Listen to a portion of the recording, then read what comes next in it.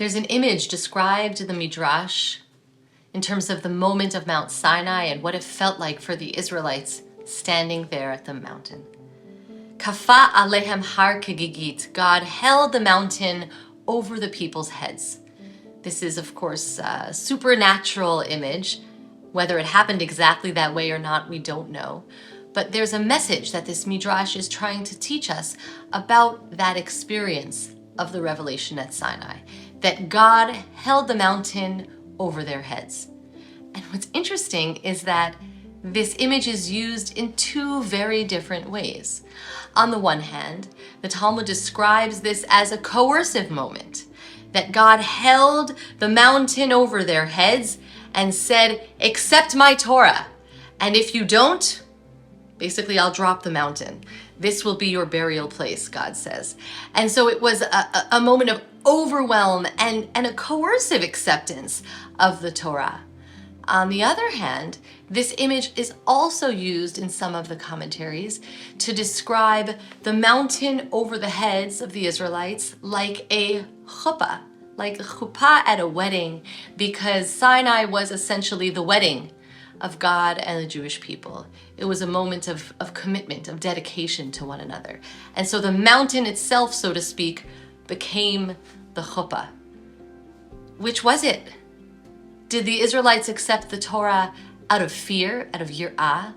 Or did they accept the Torah out of love, out of ahava? And how should we accept the Torah? How should we look at Jewish life? Should we look at it because of fear of the consequence of not adhering to the mitzvot, of not following the Jewish life, and that's the reason for our commitment? Or should we look at our commitment as one out of volition, out of pure love for God and for Jewish life? Which is it? And the answer, of course, is both. A good Jewish answer. The answer is sometimes we need one and sometimes we need the other. Sometimes holding the mountain over our heads is a reminder of the consequences of veering off the path. And it's okay sometimes to say that I'm committed to this person, I'm committed to this idea, I'm committed to this lifestyle, because I don't know what will happen if I veer from it. I'm afraid of the consequences of not adhering. Even if you think about, even in relationships, sometimes our dedication to someone is strong because we want to avoid the consequences of what might happen if we betray that person. So a commitment out of fear is one aspect of commitment, but the other side of it has to be present as well. We have to know why we're doing it. Our Judaism that's based only in fear is only half the story.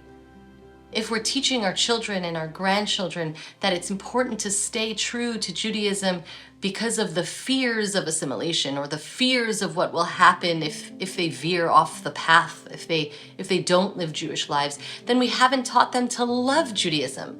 We haven't taught them what commitment means in terms of that Sinai as a chuppah, what it is about Jewish life that we cherish, that we're devoted to, what's attractive about it, what we hope to create together in our Jewish lives.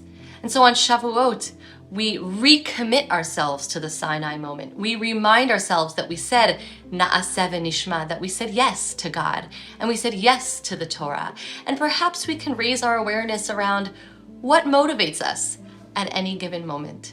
Sometimes are we living Jewishly out of a fear of not living Jewishly? Sometimes are we living Jewishly out of a love for Jewish life?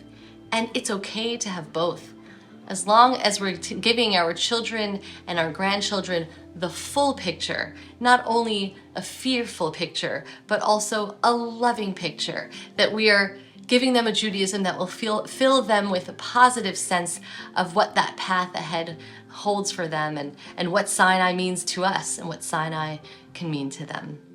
I wish you a Shabbat Shalom and a Chag Shavuot Sameach.